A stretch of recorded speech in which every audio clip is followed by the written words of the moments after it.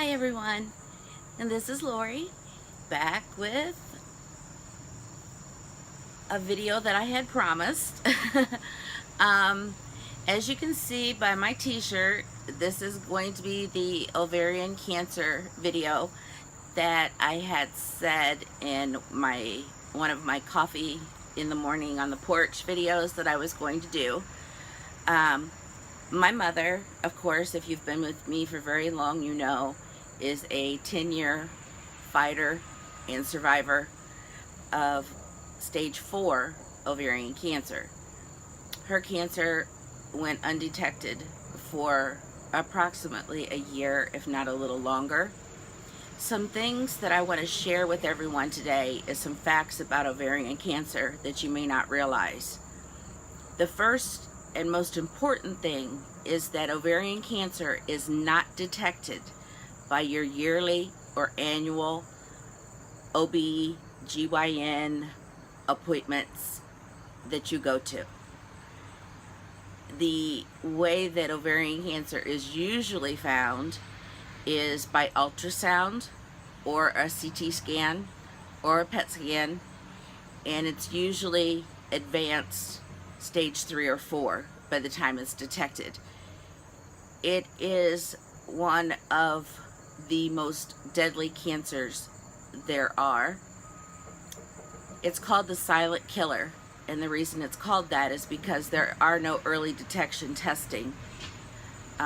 They have advanced and they have some genetic testing available if you're at high risk, which I am. Being that my dad's mother had breast cancer, my mother had ovarian cancer, and my father had passed away 2 years ago from cancer.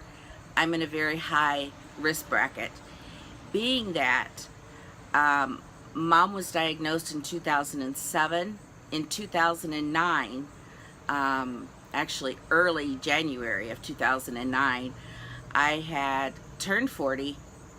My husband and I had been married almost 2 years, and with no success of getting pregnant. I had a son at the time who was 10, and we weren't able to get pregnant, which I've always had problems getting pregnant my whole life. I had several pregnancies. They always ended in miscarriages. One ended in a tubal. So without success of getting pregnant, I opted to have a voluntary, total, and complete hysterectomy. I did that, and I have not done any hormone replacement because hormone replacement can raise my risk of breast cancer. Every time I have a mammogram done, it's abnormal. So then I have to have an ultrasound done to check and make sure that there's no obvious cancer growth in my breast at that time. I can't stress enough how important it is to ask your doctor to test you, even as simply as a blood test called a CA-125 that can detect the cancer marker in your blood. For instance, when my mom was taken into surgery, emergency surgery, her tumor that they found just by chance in the emergency room one night, they took her into emergency surgery. She was in surgery over 8 hours. They had to pretty much throw everything back in, intestines wise. It had spread to her intestines, her colon. They took part of her colon, a foot of intestine, everything out of her peritoneal cavity as far as female parts, and tried to get all of the cancer they could out of the peritoneal cavity, and closed her up very quickly. I have the surgical report. I've read it several times. They were losing her on the table. My mom was 59 when she was diagnosed. She had just turned 59 2 months prior. Her life changed that day forever. all of our lives changed that day forever. The first year, well, the first few months, from November until February, she was not able to do any chemotherapy because she contracted MRSA in the hospital. So during that time, it just gave the cancer a chance to grow. In February of 2008, they did a biopsy of a lymph node in her neck because she had a large lump, and it tested, it was positive, it was ovarian cancer. She was very lucky, if you can call anything that has to do with cancer luck, because her cancer spread directly from her peritoneal cavity, her female organs. Once they took those out, hers had spread to a lymph node in her neck. It bypassed all of her major organs and was moving through the lymph system. If you have ovarian cancer that moves through the bloodstream, it's much more dangerous and much more aggressive. However, my mom's cancer, even though it's in the lymph system, when it spread, she could have a little tiny lump on her neck the size of a pea, like I could feel it, and within 4 hours it would be the size of a like a baseball on the side of her neck. That's how fast her cancer grows and how aggressive it is. She has gone through over 255 chemotherapy treatments, and she's done 45 radiation treatments, which they are not able to do any more chemo or radiation on her. Her body is basically, it's worn out. It's fought all it can fight. She can't tolerate the chemo anymore. We tried chemo back in April. After one treatment, she was in the hospital the next day. She was deathly ill, and my mother never had the vomiting, never had the diarrhea, never got real sick after chemo. She was a very, very lucky person that she tolerated chemo very well. I always say if I had half the strength of my mother, I would be a great woman, because she has been amazing. However, in April, we didn't really choose, we had no choice, that she needed to go on hospice. And of course, we did hospice here at home. My husband, my son, and I moved in with Mom 9 years ago. The first year that she had cancer, she did her chemo treatments, and then she went back to work full-time at her job, and her life went on, and it hadn't hit her. You know, she just thought that it was in remission, it was going to stay in remission forever. That was it. I knew differently. I had been told differently, and I had done a lot of research.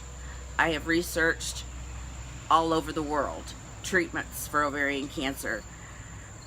2 years after she was diagnosed, she and I flew from Indiana to Houston, Texas, to MD Anderson to see a gynecological oncologist there and get a second opinion. They stated at that point that her oncologist here was doing everything correct and everything that they could offer her there. So we came back home. Her oncologist here is amazing. He's one of the doctors that started the oncology group in our city, and he was very honest and upfront with us the whole time. And I knew the day that he said there was no other options, that there truly was no other options. Mom, because of the radiation, last August, a year ago this past August, she started to develop a problem with swallowing, and we had a swallow study done, and she was aspirating when she would eat. So for the last 13 months, my mom has lived on Boost and strawberry yogurt. She has done fairly well up until about the last month and a half. We have had to have a hospital bed brought in, and it's in the living room where her recliner was. Her recliner now sits next to it, so she can lay in her hospital bed and watch the TV that's over our fireplace, and she's in the middle of everything going on in the house. It is her home. She has, however, left it to me when something happens to her, but it is her home, and I respect that, and I will always respect that. My mother had this house built. She was a single mother from the time I was 2 and raised me, taught me everything I know. And one of the things I was taught growing up was, you don't desert your family when they're ill. Kids take care of their parents. You don't just throw them in a nursing home. I don't know if any of you have had experiences with nursing homes, but the experiences that I've had with Mom in a nursing home, or for rehab after she's been in the hospital and she's had to go for a short time for rehab, has been just terrible. And there's 3 different ones that she's been at, and I mean, I want her at home. I was a nursing student. I quit school when Mom got sick, but I had worked in the ER for years, and it doesn't bother me. She has external tumors now, the size of my fist, on her shoulder, 2 here, 1 here, and then she has a long tumor here in the crease of her neck. Those tumors are disgusting. I'm not gonna lie. They smell, they bleed when you change the dressings. You have to apply pressure and a product called Quick Clot, which is like a little hacky sack. You hold pressure on the wound, on the tumor. She's now at the hospice home. We had to go there Sunday because the way her tumors are, when they're bandaged, the bandages cannot be taped down securely. They're still, you know, like over the tumor and a little bit of an opening here and there. Well, this time of year, flies are terrible, and we have 2 dogs, so when we let them in and out, inevitably a fly may get in the house. Sunday afternoon, I went to change 2 of her bandages here. It started spurting blood. I had to apply pressure. As I was doing that, I lifted up her other bandage on one of her large tumors, and it was covered in maggots. Covered. I screamed. I've never been so disgusted in all my life. As I'm applying pressure, I had my husband get my phone and call hospice, the nurse's emergency number. They came. They had her transported by ambulance to the hospice home, where they're going to treat her to try and get the tumors where they don't bleed as bad when there's dressing changes that have to be done, and also to get rid of the maggots. I was assured by the staff and the doctor, it has nothing to do with cleanliness. It has nothing to do with being dirty, a dirty house, a dirty person, not taking care of someone. It's just a fly. And it happens all the time. They see it all the time on wounds and all kinds of things. My sister-in-law, my ex-sister-in-law, who just passed away a few months ago from breast cancer, had the same thing happen to her incision. She had, the maggots got in because a fly, you know what flies do. They lay eggs and they multiply. And they multiply and keep multiplying for days. So they are treating her at the hospice home to get rid of those. And basically the doctor was just picking them off yesterday, from what I understand. I was not there at that time, and I'm kind of glad that I wasn't, because I'm just having a really hard time dealing with this. Um, I do want to mention that if anyone has ovarian cancer and you're at the age of 60 or older, do not, and I repeat, do not take the chemotherapy Avastin. I did a lot of research on it. My mother was on it. My mother totally went psychologically off the end of the pier. She was hospitalized in an elder psych ward. She was in a nursing home for 3 months. She did not know anything. It was like instant terrible dementia. And as I researched the drug back through the manufacturer and to the FDA and dug deep, there is a claim in there, and it does say that in 100% of women over the age of 60, there was some dementia symptoms that appeared. So allegedly, because I'm not saying it will happen to anyone, I'm just letting you know what happened with my mom and what I found in the research that I did. I have been an advocate for ovarian cancer awareness since my mom was diagnosed. We have a bridge here in our city. It's a Martin Luther King bridge, and it is lit. It's a bridge, I'll try and insert a picture. I don't know if I'll be able to do that or not, but it's a bridge with like arches on it, and they light up. So for the past few years, I've had the bridge lit from a Friday to a Monday morning in the color of teal in support of awareness, those who are fighting the battle, and for those who lost the battle, in remembrance of them.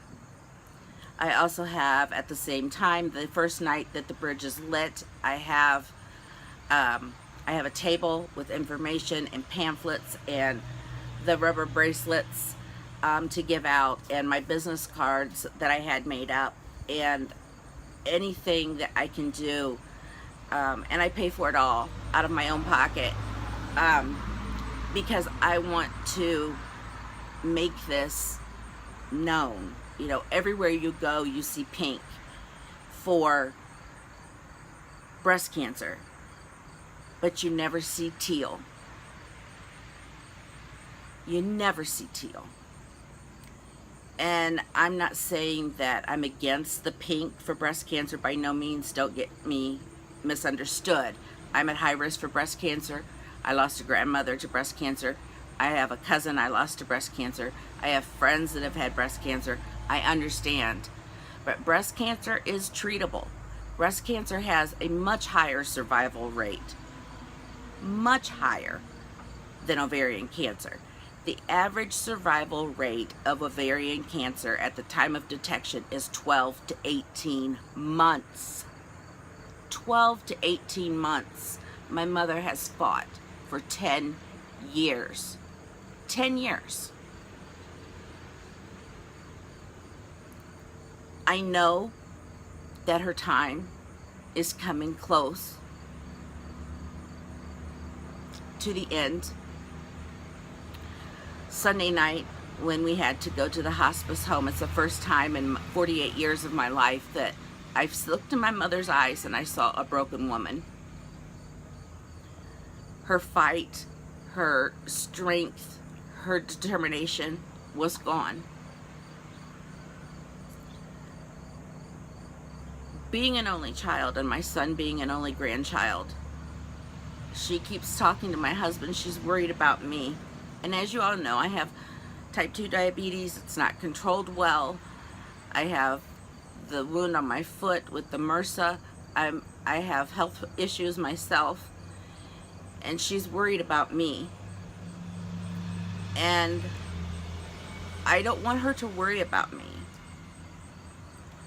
My world will stop for a short time when I lose my mom. But I know that I have to go on because I have a son and I have a husband who need me. What I will do without my mother, I don't know. I've always made every decision. Everything has always been, I went to my mom.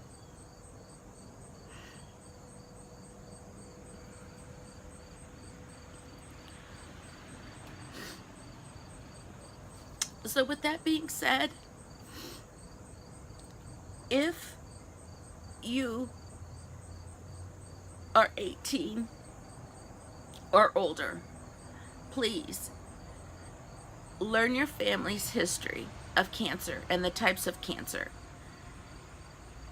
Tell your gynecologist that you want an ultrasound done to check your ovaries and to check your, all of your female organs.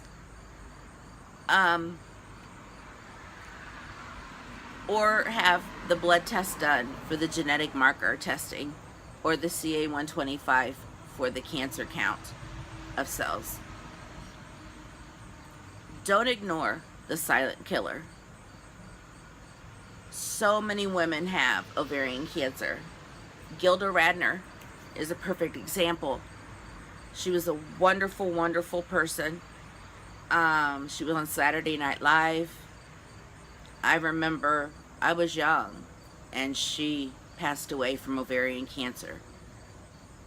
So like I said, people just don't hear about it. And if you have a son and your mother or his grandmother or you yourself has had ovarian cancer, then he needs to be checked on a regular basis for testicular cancer, because ovarian cancer is in women, testicular cancer is the same type of cancer but in men.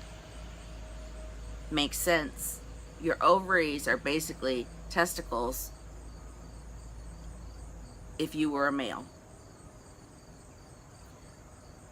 So it is possible for a man to get it, and in testicular cancer form.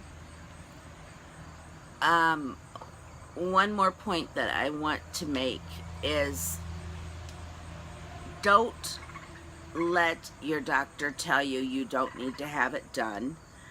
Don't let your doctor tell you, oh, I'm sure you're fine, whatever. Be persistent. Be your own advocate. Be your own voice. Someone has to have a voice. And if you experience bloating, a lot of heartburn or acid reflux, you just feel tired and you don't know why. You kind of lose your appetite and you don't know why. Those are some common symptoms of ovarian cancer. And if you have those symptoms, you need to get to the doctor. Because I apologize, there's an airplane jet flying over. You've had it for some time if you have those symptoms.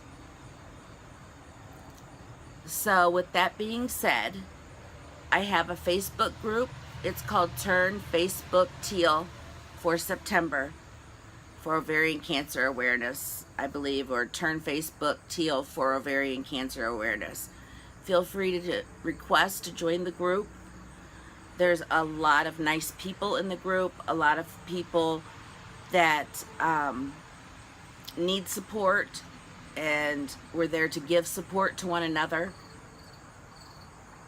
And I will keep you informed, I'm sure, in my other videos, primarily my coffee on the porch in the mornings, of my mom's progress. We're hoping within 7 days she'll be able to come back home. But I'm not promising myself that, because I know there is a chance, because of the bleeding of the tumors and how much they bleed, that they may say the best thing for her is to stay where they can keep an eye on her. If she would bleed and bleed out in the night when we're sleeping, I would never forgive myself.